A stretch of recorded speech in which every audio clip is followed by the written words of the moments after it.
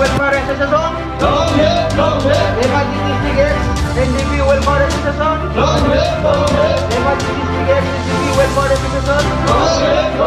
Jai Burharini. Jai Burharini. Jai Burharini.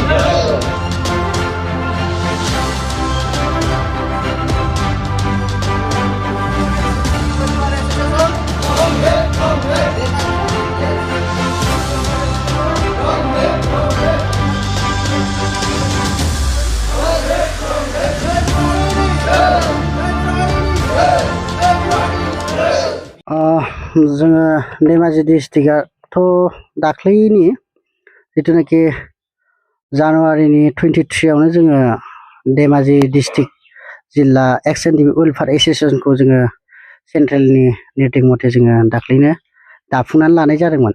ओमफ्राय दिनै जोङो बेखौ खिन्थाग्रोनो सानदों समाजनि धेमाजि अल जायगायाव आंखौ प्रेसिडेन्ट नागिरनायखाय आंखौ बिथांमोना सायख'नानै प्रेसिडेन्ट होदों।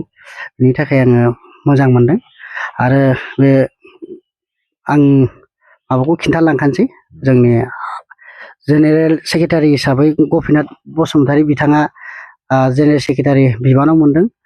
आरो भाइस प्रेसिडेन्ट हिसाबै थेलें बसुमतारी, आरो जोंहा आरो मोनबावनो हादों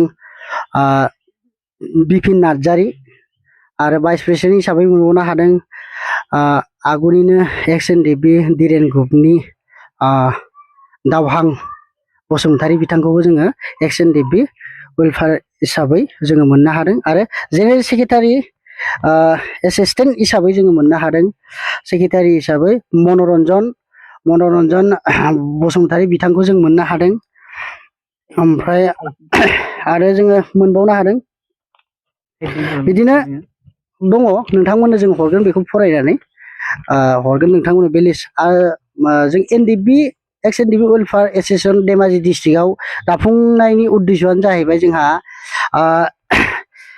जिथुनाखि धेमाजि डिस्ट्रिक्टआव बर' हारिनि समस्याया दासिमबो जोबनानै थाङाखै। गोबां जोंहा एनडिएफबिनि खामानि मावनांगौ दं। बे एनडिएफबिनि खामानि मावनांगौखौ गोजौनि जिथुनाखि सेन्ट्रेलनि सारमोना मावगासिनो दङ। बेयाव बिथांमोना जोंखौ खोथा होदों।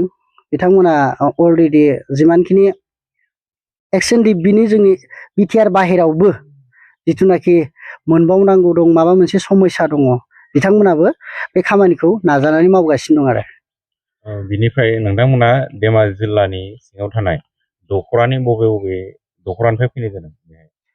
बेयाव जोंनाव फैनाय जादों सिलाफोथार आनसलिक जनाय आरो मिडल जनाय जोंजों फैनाय जादों। आरो गगामुगनि जोंजों फैनाय जायाखै। दा बेवहाय उन समाव धेमाजि जिल्ला एक्स एनडिएफबि वेलफेयार एसोसिएशननि मा खामानि मावलांनो सानो समाजनि? बेथ' जोंना गोबां समस्या दङ। जोङो संगठन हिसाब होनोब्ला संगठनजोंल' जरित थाबाबो जाया।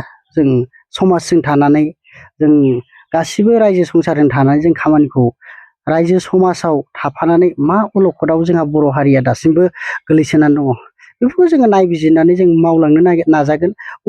उन फिउचार समाव माबायदि मावलाङोबा जोंनि थाखाय मोजां जागोन, रायजोफोरजों जों माबायदि अनसायजागोन, जों बेफोरखौ सिस्टेमेलि जों नायनानै जों खामानि मावलांनो नाजागोन। बे समाव माखासे जिथुनाखि दानि लाइमोनफोरखौ नोंथाङा मा मेसेज हरनो सानगोन बे समाव? दानि लाइमोनाथ' दिनैनि दिनाव मेट्रिक फरिखा दंमोन। मेट्रिक फरिखाखौ जोङो फरायनायानो मेन नालाय, जों मोनसे सिस्टेमेलिबो जों लाबावनो नाजादों। जिथुनाखि एक्स एनडिएफबि वेलफेयार हिसाबै एबारनि जुदि मेट्रिकआव जुदि मोजां रिजाल्ट जायोबा जोङो माबा मोनसे जोङो होनो थाखाय जोंबो एक्स एनडिएफबि वेलफेयारा नाजागोन। जि हायो जोंबो मदद खालामनो जोङो नाजागोन आरो।